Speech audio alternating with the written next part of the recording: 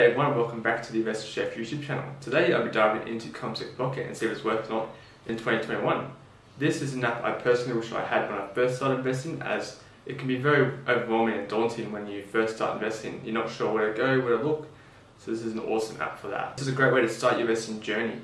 This is an app that allows you to learn about investing as well as invest in 7 different ETF options with little as $50. This is a rival of Raise Invest and Special Voyager. They're both micro investing apps under this one, but this has its own little uniqueness about it. Check out my Special Voyager app review over here, but let's jump into this Commsec Pocket. 7 investment opportunities on the Commsec Pocket app. The first one we have is IOZ Top 200. It's a simple, low-cost way to get your foot in the door on the top 200 companies in Australia. A few of the top holdings include Commonwealth Bank, CSL, Healthcare, BHP, NAB, Westpac Bank and Telstra. This fund has average returns of 10.73% in the past 5 years and 11.8% in the past 3 years. It has quarterly dividends at 3.34% and the management fees are quite low at 0.09% per annum. I personally invest in this option as I think it's a great way to get your foot in the door in the top 200 companies in Australia. The second investment opportunity we have is SPD high dividends. This fund aims at giving you consistent dividends, paying at 5.63% quarterly, which is quite nice. Management fees are 0.35%, and top holdings include Wesfarmers, BHP, Coles, Medibank. The capital gains aren't very high on this. It hasn't really gone up since the release. This hasn't really gone up, so if you're after dividends that bad, go for it, but if you don't after any capital gains, do not buy this fund. Our third investment opportunity is Top 100 IOO, so it's top 100 global companies around the world. Many blue chips. Its major holdings of this one include Apple, Microsoft, Amazon, Johnson & Johnson. Its dividends are not too bad. They pay 2 or 3 times a year depending on how they're performing at 1.28%. The capital gains are pretty good. Past year has returned 35.17%, and over the past 3 years it's been 20.68%, which is pretty nice. Management fees 0.4%, so not too bad overall. Opportunity is IEM, Emerging Markets.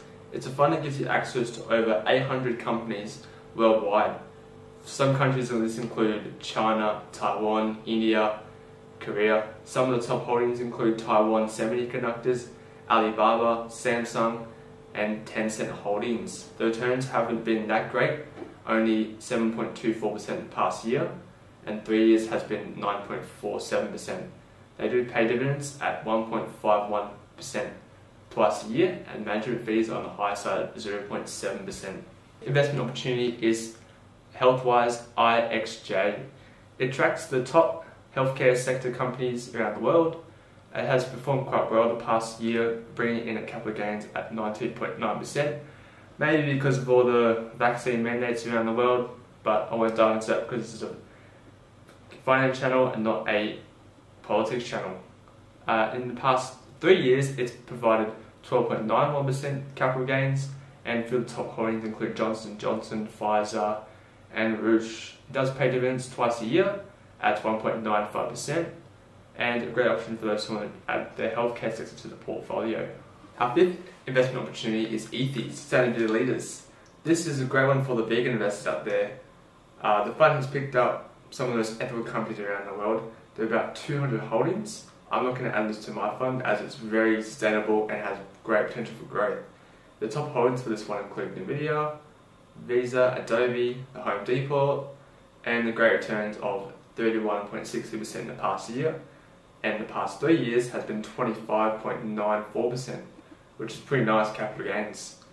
Dividends are paid twice a year at 1.52% per annum, and the management fees are 0.49% per annum. Our last investment opportunity is the Nasdaq Top 100 Companies. This fund tracks the top 100 companies on the Nasdaq in America. A few of the top holdings include Apple, Tesla, Nvidia and Amazon.